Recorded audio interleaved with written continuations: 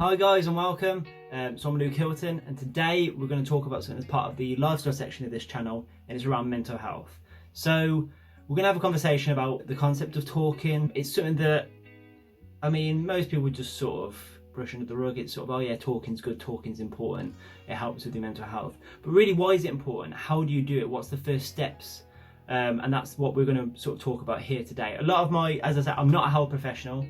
I've got a master's in social work, and a lot of this learning is from either my education or through my experiences with families. I've worked with a lot of families where there are difficulties around multiple mental health problems or struggles, there'd be depression, anxiety, etc. So that's where this is coming from, that's from my experience. So what we'll do today is we'll just cover the concept of talking. It's something that everyone recognises. Yeah, it's important, it's good to talk about your emotions, your feelings.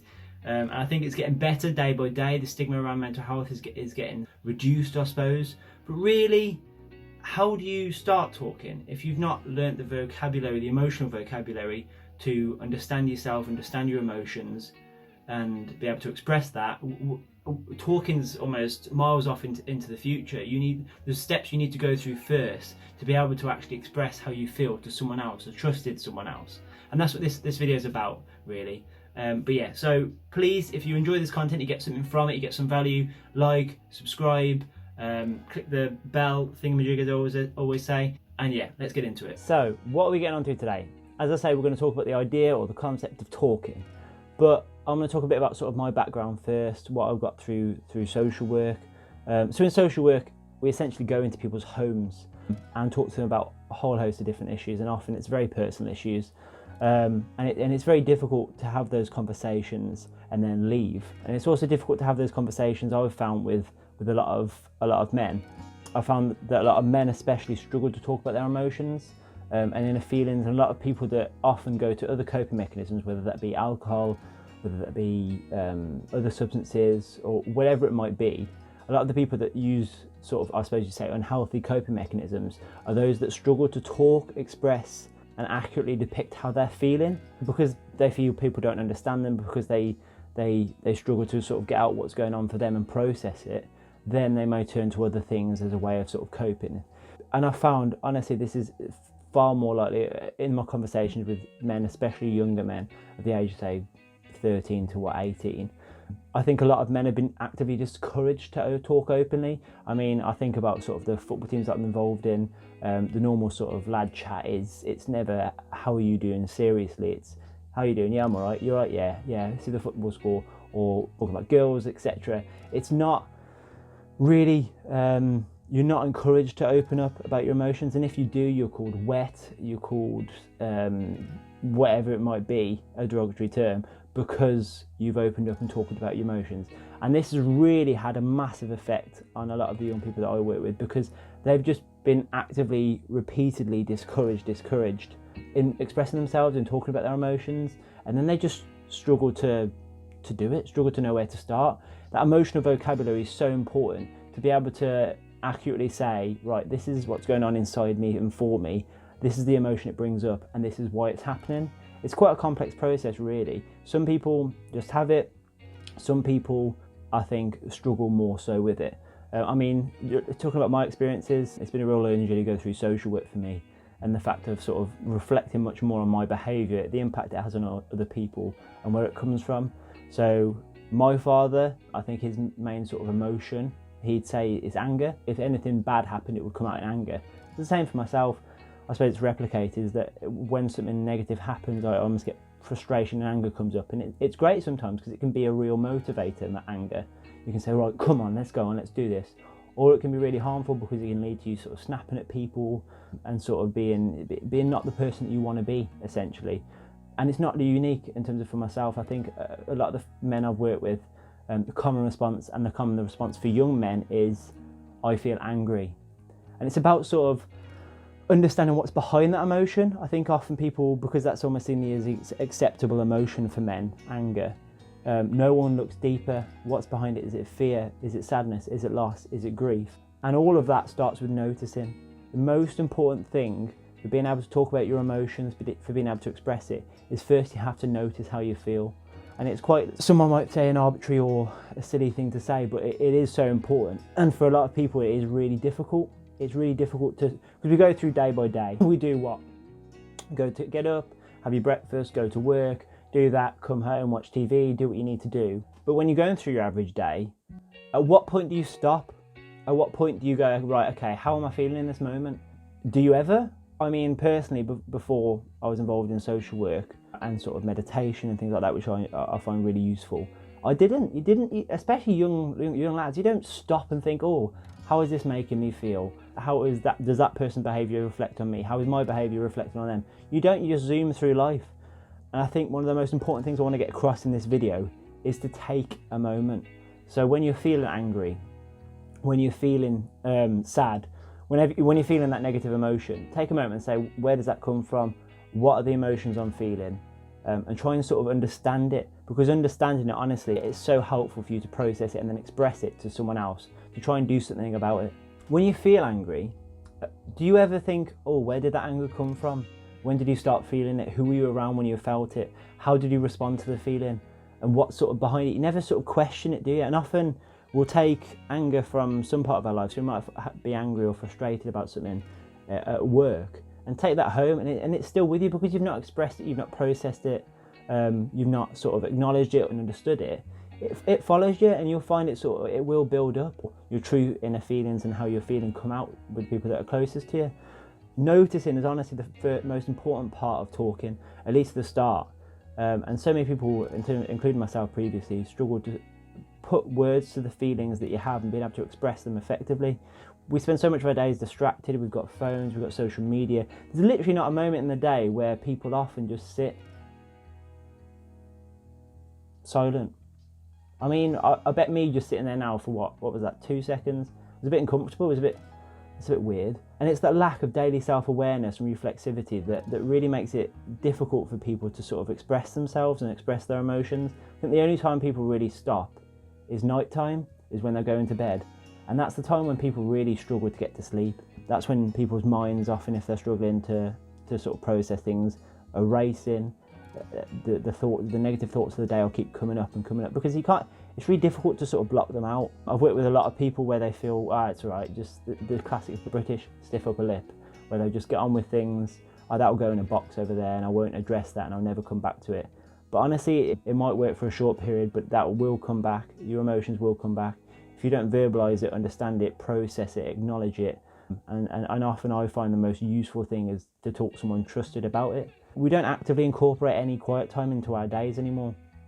For hundreds of thousands of years, we didn't have smartphones, we didn't have, laptops, we didn't have things beeping 24/7 and on us constantly. We needed to be present. We needed to be present to survive. There's possibly predators around, or we needed to find fruit, whatever else it might be. We needed to be present, but it's almost like we're constantly being distracted from what's going on right now. And this is something I think we need to really sort of try and keep a handle on. This is where mindfulness has come massively into the modern age, and things around sort of Buddhism and meditation is absolutely skyrocketing, because I think people are realising how important it is to sit and notice your feelings, understand them, unpick them, and sometimes let them go and process them or talk about them, whatever way works best for you. But how do you start noticing your emotion? If it's something you've not really ever done, if it's something you're finding really difficult, how do you start? Well, my suggestion is something that I've been doing fairly regularly, or I say inconsistently, I suppose, over the last 3 years, which is meditation. I've been doing it at different times sort of in the day, and I found for me it's best in the morning when I'm fresh, straight from sleep, ready to sort of start my day. Before I start it, taking some sort of quiet time. It really helps you to understand where you're at, really. Where are you? Are you down? Are you happy? Are you energized? Are you drained? And it's really important. I mean, just find that time to sort of quiet down, because ultimately your mind is a muscle. If you sort of try and practice quieting your mind down, try slowing, listening to your thoughts, processing them, it will change the way you think. I've noticed my mind quiet down since I've been doing it. And your mind is like, therapies like CBT, etc., for example, show that you can change the way your mind processes information, change the way your mind thinks, essentially, the way you think. I mean, just start with 5 minutes. Just sit quietly. In the morning, I like to do it outside when it's bright a bit, in the garden, and you can see some of the birds. Wherever you want to do it, take some time, some quiet time. Maybe, start with 5 minutes or so, and just sit silently. Just sit. and what comes up for you. It might be, honestly, for me, it's sometimes crap. It's like, what am I having for dinner that night? What I'm going to have for breakfast, etc. But it might be deeper things. It might be stress about something going on at work, a report. Maybe it's something you said to your loved one last night, and you think, why did I say that? Why did I say that in that way? Now they're upset with me. It might be something that someone said to you, and it's made you feel a certain way. It can bring up a lot of things that are actually going on beneath the surface. And it's really important after this as well, maybe to just take a note. What were the key things that come up? You can be a bullet point, whatever works for you. And it will really help you sort of start noticing what's going on for you, and really help you sort of start in the day with a clearer picture of how you're feeling, to try and then manage that process, that, understand it, and talk about it as well, rather than going through your day and just reacting out of the position you aren't even acknowledging that you're in. I'm going to talk about a little case study now. So with one of the families that I was working with a dad who's always been trained never to talk about your emotions. Whatever you do, don't talk about your emotions. That's for weak people. I completely disagree with that. I think it's much stronger to acknowledge the things you're struggling with and your vulnerabilities than it is to just ignore them. I think that's quite clear. Because often the harder things are often the better things to do. But yeah, so he didn't want to talk about his emotions, and then I asked him about his children, and yet with his children he said, I would want them to talk to me about it, because I know I would help them sort it, whatever might be going on for them. I'd talk to them about it, might make them feel better. So he wanted his children to talk about their emotions and what's going on for them, and recognised that it would be good for them to do that. But then I reflected back to him that he didn't want to do the same thing. He acknowledged it, but nothing really changed. And it might be because it was difficult, isn't it? When you've spent decades thinking, understanding and processing your emotions in a certain way, and with this father it was through alcohol, then it's so difficult to change anything that's ingrained for that long. I mean, if it was easy, we'd all be living cracking lives, wouldn't we? But yeah, I just wanted to express the importance of talking there in sort of that example, and how difficult often people find it, especially men. When you begin to notice your emotions, feelings, and then you'll also see your corresponding behaviours and how they're impacted by those emotions and feelings, it empowers you. You can then do something about it, understand it, process it, talk to someone about it, change the way you behave. And these things, this sort of, I suppose, self-improvement, self-awareness, are where the happiest moments in your life will come from. A life of just reacting impulsively from somewhere, an emotional position that you don't even fully understand, is not going to lead to a life well lived. And this is probably the most important point I want to make, is that for your well-being, for your own well-being, it's so important that you implement some way. I'm not saying that the way I'm talking about is the only way, but reflect in whatever's way best for you on how you're feeling, what emotions things are bringing up for you, and understand them, process them, and talk about them. Because if you don't, and if you just box them away and leave them, they will come out in some other area. They'll come out in you getting into a fight at the pub. They'll come out in you having an extra glass of alcohol, maybe more, maybe turn into some other substance. Maybe they'll come out in some form of depression, anxiety. They'll come out somewhere else because they need to come out. They have to, and they do.